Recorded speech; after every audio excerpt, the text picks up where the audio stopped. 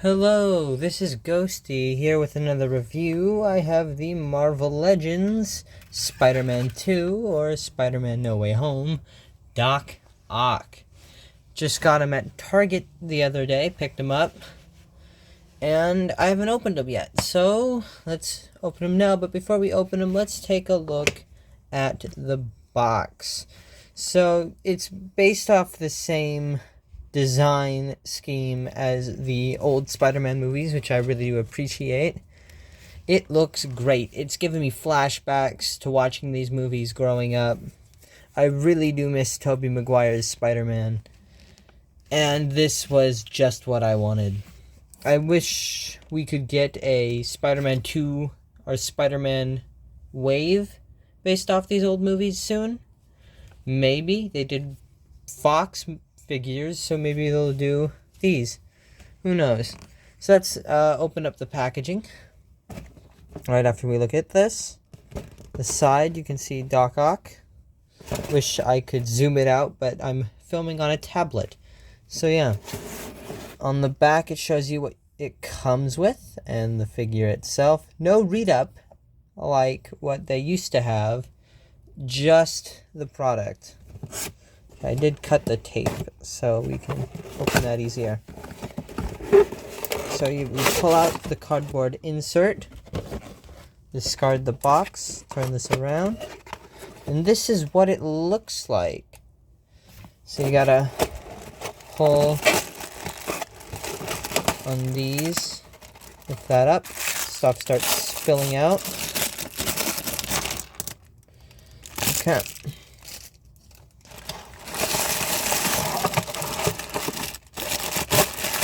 Pull out Doc Ock.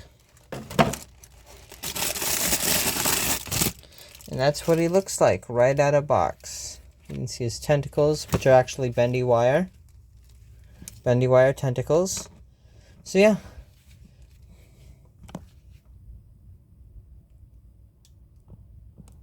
Okay, now for accessories, he comes with this little paper insert. You can get rid of that. He comes with these posable tentacle heads or hands. These grabby ones. These larger flat tentacle hands. And two open hands. Alright, so here's what he looks like with his tentacles on. We have one that's posable, one that's a little grabby, and then we have the bottom ones, which I don't think there are alternate bottom ones. So you're stuck with the flat. Yeah, you're stuck with the flat one. Wait.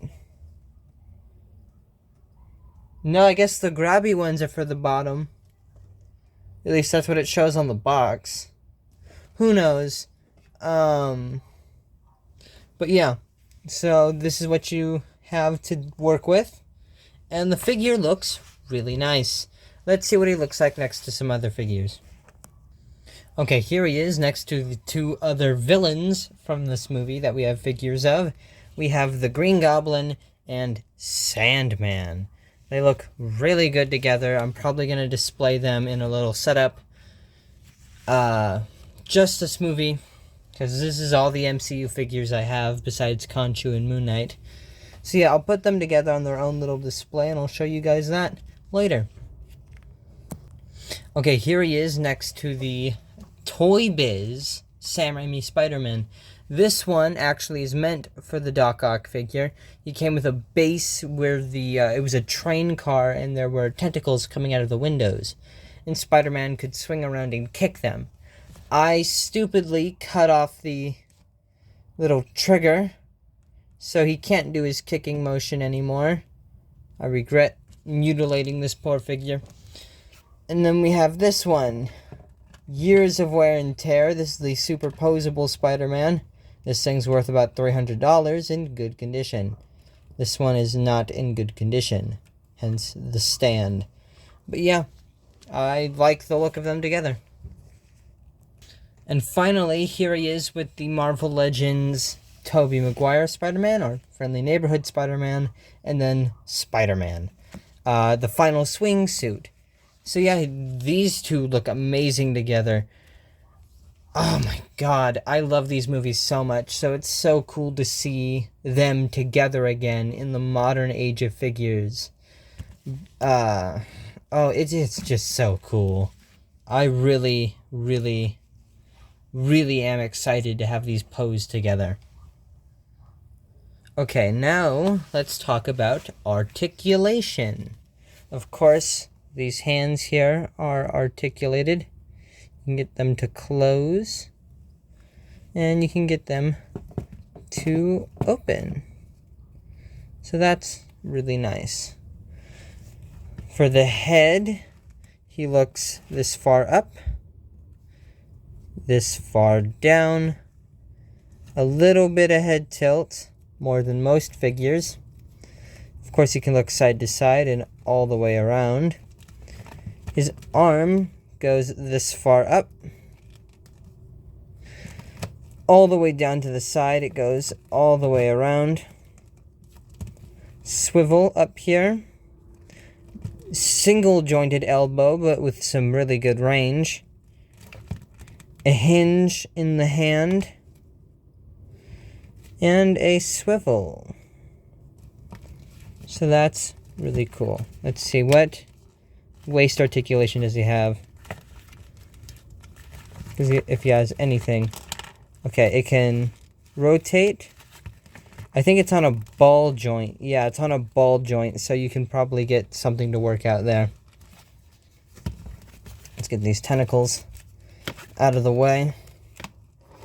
He can kick this far forward. And he can even kick back. The coat doesn't seem to inhibit any articulation.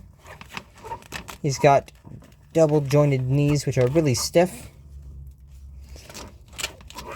Right here we have a cut at the upper thigh.